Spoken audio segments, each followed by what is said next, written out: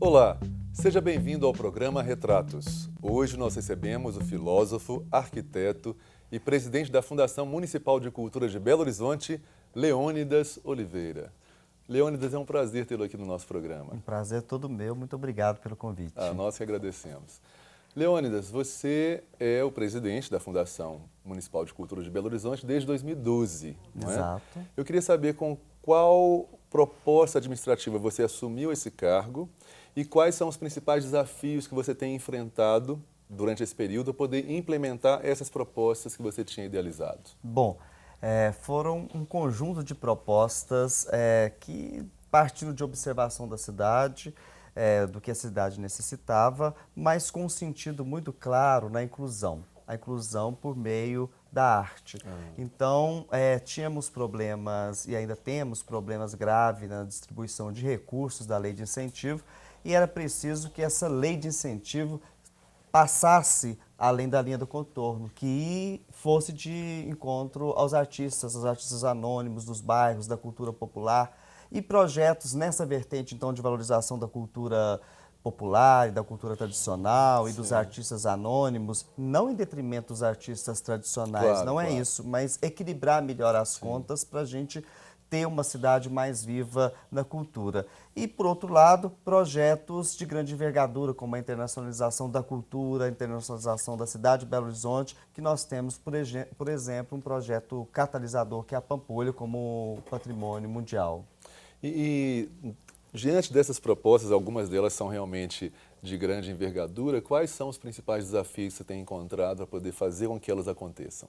Bom, nós temos primeiro que mudar a cultura da classe artística, da própria tradição de Belo Horizonte, de criar nichos culturais, né? Nós fizemos uma pesquisa que foi muito interessante, que a OI fez uma pesquisa e a Fundação participou dela, que a região que mais consome cultura em Belo Horizonte, em disparado, é o Barreiro. Olha que interessante. Exatamente, isso foi justamente no primeiro ano. E eu falei assim, se nós temos todos os teatros, nós temos as casas de espetáculos todos na zona centro-sul, por que o Barreiro é quem consome, o habitante do Barreiro que vai nas suas próprias atividades culturais? Isso então começou a formatar um novo olhar, esse olhar mais ampliado. Tivemos problemas de mudar a sequência dos fatos. Por exemplo, nós tínhamos um edital de fomento, hoje nós temos 21 editais, né? Editais de todas as áreas, para todos os grupos. Tanto a lei de incentivo, por exemplo, ela era um edital único para todos os artistas e, por exemplo, as artes plásticas tinham 3% do recurso. Hoje tem no mínimo 10%. A dança tinha 4%, tem 10%. Nós colocamos regras e isso foi difícil, a pactuação disso com a sociedade civil. Mas também, quando nós estamos imbuídos desse projeto de transformação social por meio da cultura, de inclusão dos menos favorecidos, facilita, porque é uma necessidade latente que tem na cidade, que está fundamentado nada mais do que um projeto que Belo Horizonte já começou há muitos anos, que foi fazer os centros culturais descentralizados. Eu não peguei esse processo, eu continuei esse processo, mas era preciso... Que já é um grande feito, né? Exatamente. Não interromper um processo, mas dar continuidade àquilo que está dando certo, né? Exatamente. Então, esse processo de descentralização, de democratização das artes, então nós ampliamos isso. Por exemplo, Escola Livre de Artes, nós tínhamos 1.000 alunos, hoje temos 4.000 alunos espalhados em todas as regiões de Belo Horizonte, que era o Arena da Cultura, que virou a Escola Livre de Artes. Então, fizemos vários projetos, como criar, por exemplo, o Centro de Referência da Cultura Popular. As dificuldades foram surgindo ao longo do período. Dificuldades, por exemplo, de recursos, então nós tivemos que implementar programas de marketing e de busca de recursos para além dos recursos do município e também um trabalho conjunto com a prefeitura, isso foi muito importante, de convencimento do governo do prefeito Márcio Lacerda e dos secretários de que a cultura é tão importante quanto a saúde ou quanto a Guarda Municipal. Sim, sem dúvida. Outro dia eu recebi o presidente da Guarda Municipal, o comandante Prates. Aí ele me disse uma coisa, nós somos parceiros muito da cultura, porque a cultura é a que, de todas as áreas, a que mais nos ajuda. porque a cultura traz gente para a rua, a cultura movimenta os sentidos. Eu fiquei muito impressionado de escutar isso da Guarda Municipal, mas significa Realmente também... é relevante, né? Exatamente, significa que a cultura tem ocupado um espaço de governo, Sem dúvida. não uma área periférica, mas uma área central.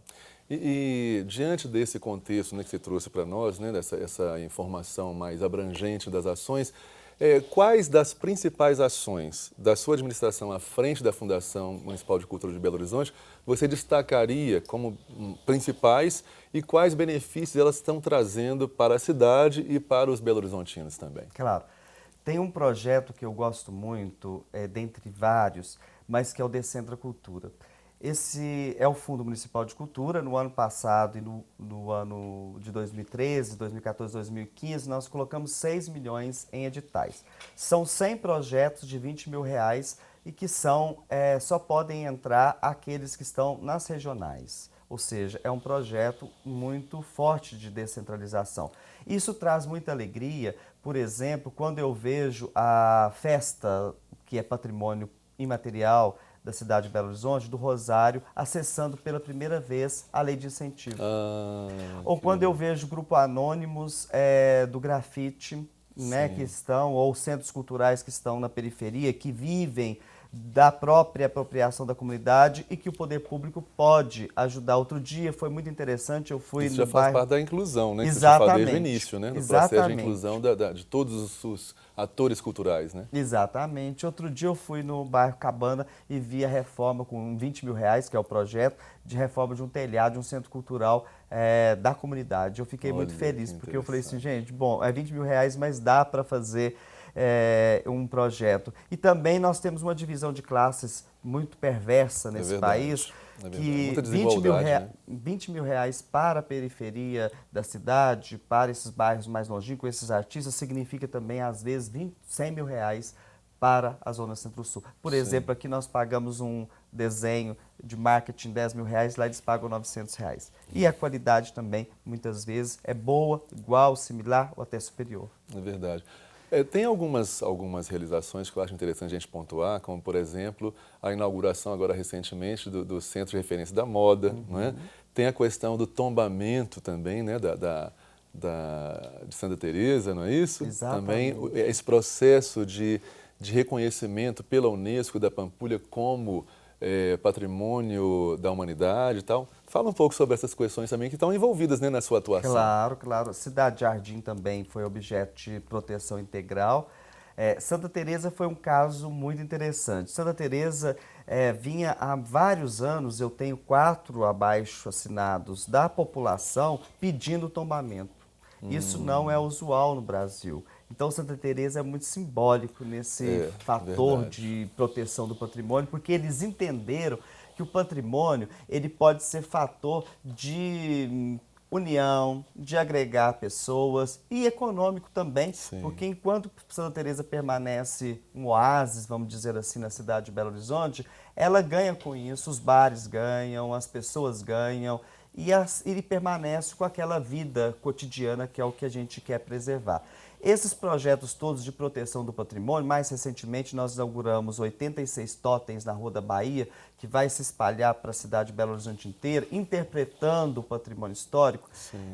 Nós tínhamos uma gestão do patrimônio histórico muito boa, muito eficaz, mas faltava a valorização. Nós temos que restaurar, nós temos que proteger, mas nós temos que mostrar para a cidade, para que a cidade se identifique com aquele patrimônio e crie sentido de pertencimento. Então, esse trabalho a gente tem feito muito de forma veemente. A Pampulha já é outro estágio também desse projeto grandioso da identidade de Belo Horizonte. Pampulha significa, depois da construção da capital Belo Horizonte, também, que nós não apresentamos os documentos, são 5 mil documentos, para a Unesco e fomos declarados Patrimônio Mundial, conjunto de documentos, no ano passado. A comissão construtora da nova capital. Depois você tem um outro momento da capital, que é o modernismo, né, que é importantíssimo. Juscelino Kubitschek. Juscelino Kubitschek, os grandes modernos, Portinari, Volpi, que estão todos na Pampulha. E já é referência para a cidade de Belo Horizonte, para o Estado, é patrimônio nacional, a Igrejinha da Pampulha, o Cassino, que hoje é o Museu de Arte da Pampulha. é referência. A Casa do Baile. Exatamente, a Casa do Baile, o iate. Isso. E transformar isso em patrimônio mundial tem desdobramentos muito profundos. Sim. Desdobramentos na pessoa, né, porque nós vamos fazer parte de uma rede mundial de valorização do patrimônio que é a mais forte. Os 186 países fazem parte da Unesco, né, dessa Convenção do Patrimônio Histórico. E nós vamos estar no mapa dos catálogos mundiais, enfim, mostrando o que Belo Horizonte nasceu para ser. Positivista, moderna e que é reinterpretada por um modernismo genuinamente nosso, por meio de Niemeyer e dos outros artistas e de Juscelino Kubitschek. Então é muito importante também, eu sempre digo, é importante cuidar do pequeno, que também é grande, claro, né, claro. na sua Em dimensão. todas as dimensões, né? Exatamente, mas é importante cuidar também dessa internacionalização de Belo Horizonte, da sua cultura, porque nos coloca em outro patamar, valoriza a autoestima. Tão cara, tão necessária nos dias de hoje. Sem dúvida. Meu querido, nós vamos interromper brevemente a nossa conversa, mas não saiam daí que a gente volta já já com Leônidas Oliveira falando ainda de patrimônio histórico e dessa transformação de Belo Horizonte numa cidade internacional. Não saiam daí, a gente volta já.